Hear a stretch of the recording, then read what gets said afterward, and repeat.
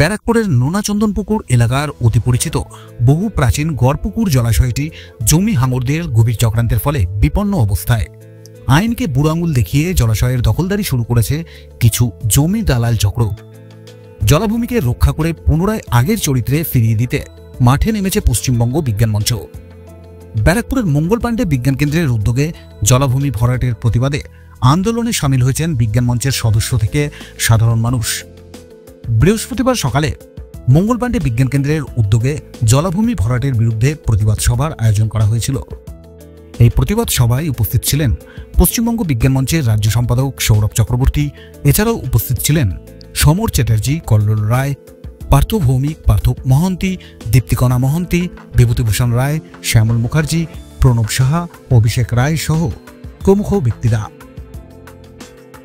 দাবি করতে চাইছি যে মুখ্যমন্ত্রী বলছেন প্রত্যেকদিন জলাভূমিগুলোকে রক্ষা করতে হবে, আর তলাতে আমরা তার প্রশাসনের যারা আছে এখানে তারা সেই দায়িত্ব পালন করছেন না। সুতরাং এখান থেকে আমরা তাদের কাছে যেরকম লিখিতভাবে বলবো, সেরকম এখান থেকে ওপেন মিটিং থেকে আমরা বলার চেষ্টা করছি যে মুখ্যমন্ত্রী বলছে তলার দিকে আপনারা শুনছেন না কেন? আর পরিবেশের যে বিপদ, আজকে যে ক্লাইমেট চেঞ্জ হচ্ছে, জলবায়ু পরিবর্তন হচ্ছে, সেই পরিবর্তনের একটা বড় কারণ যে ল্যান্ড ইউজ চেঞ্জ।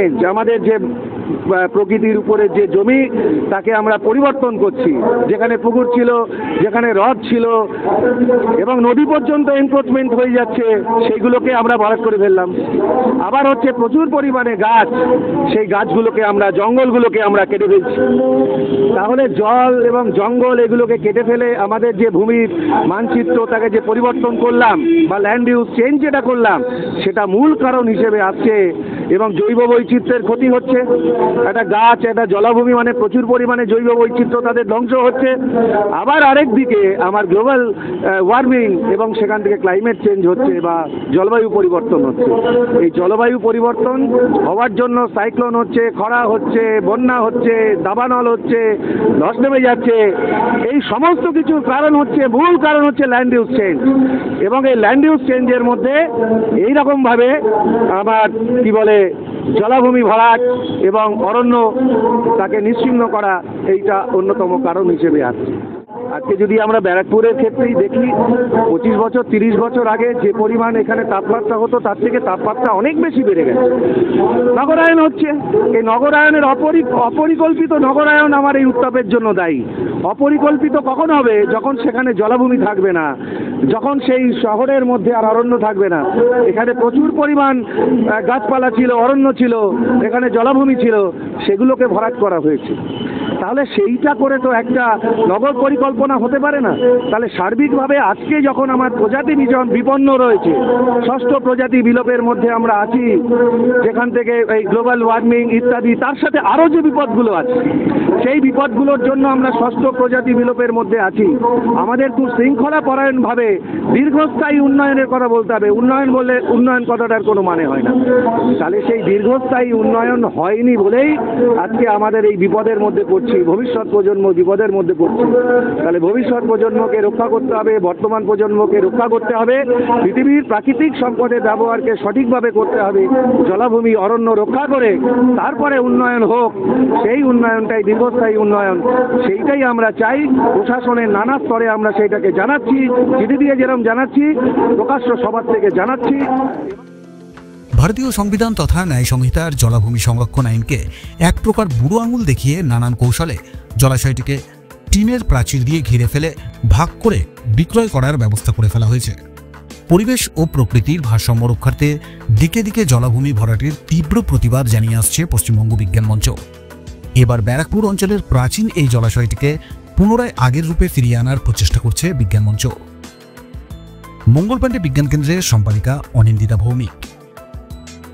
আমাদের এই চন্দনপুকুর এলাকায় গড়পুকুর হচ্ছে অতি প্রাচীন ঐতিহ্যশালী একটি পুকুর। এটির এরিয়া ছিল 7 বিঘে, যেটাকে এখানে একসময় অবিরাম সাঁতার প্রতিযোগিতা হতো। 105 ঘন্টা অব্দি হায়েস্ট আছে, 85, 65 এরকম তো হতোই। সেটা 105 ঘন্টার সাঁতার প্রতিযোগিতা প্রতিযোগিতাও এখানে হয়েছে। এখানে এলাকার মানুষজন চান করতেন, তখন তো এত অ্যাওয়ারনেস ছিল না, জামা কাপড় কাচা ইত্যাদি প্রভৃতি যাবতীয় যা কাজ করা এটা করা হতো। এখানকার যারা স্থানীয় মানুষ তারা ছোট থেকে পুকুরটিকে দেখেছে। আস্তে আস্তে যেটা হয়েছে, পুকুরের চারপাশ শুধুমাত্র এইটুকু অংশ ছাড়া চারদিকে বাড়ি ঘর দোকান করে ঢেকে দেওয়া হতো। এখন বাকি ছিল শুধুমাত্র এই দিকটা দিয়ে দেখা যেত। আমাদের কাছে খবর এসেছিল করতে ভরাট করে বাস্তুতে কনভার্ট করে সেটাকে প্লট করে বিক্রি করে দেওয়া হচ্ছে। সেটা রুখতে হবে। আমরা তখনই নামছিলাম পথে 2 বছর আগে, তখন আমরা শুনেছিলাম স্থানীয় মানুষ একজন এটার বিরুদ্ধে কেস করেছে। আমরা তখন ওই জন্য নিজেরা বন্ধ রেখেছিলাম। এখন শুনলাম সেখানে সেটেলমেন্ট হয়ে গেছে, তারা তুলে নিয়েছে।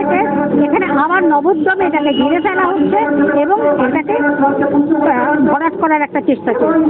এবং ওনাদের বক্তব্য একটু একজনের সাথে কথা হয়েছে, ওনারা নাকি সংস্কার করছেন। সংস্কার করুন, ওয়ালটাকে ভাঙুন।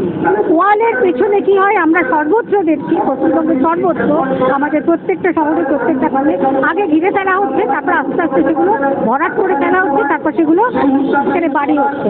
তা এইটা আমরা চাই না। আমরা প্রশাসনের সর্বস্তরে যাবো, এটা যেন না ঘেরা হয়। যদি ওদের উদ্দেশ্য মহৎ হয়, ওরা যদি এটা সংস্কার করে আবার আগার অবস্থা ছেড়ে দেয়, আমরা সবার আগে ওদের সঙ্গে জানাবো। দেখুন, এটা আমাদের কাছে যেটা তো কারা আছে পার্টিকুলার এসোসিয়েশনে, তারা কিছু লোক কিছু হতে পারে, তারা শাসক থেকে হতে পারে, তারা ব্যবসায়ী আদানি আম্বানির মতো কোনো বড় লোককেও তারা করছে।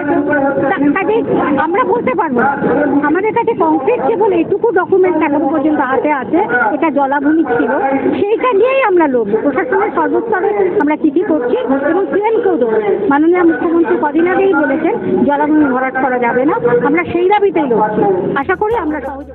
জলাশয় ভরাটের বিরুদ্ধে বিজ্ঞান মঞ্চের তরফ থেকে এদিন জেলা তথা মহকুমার প্রশাসনিক আধিকারিকদের দপ্তরে চিঠি পাঠানো হয়েছে। ব্যারাকপুর থেকে রাজু রায়চৌধুরী, আজকের সংবাদ।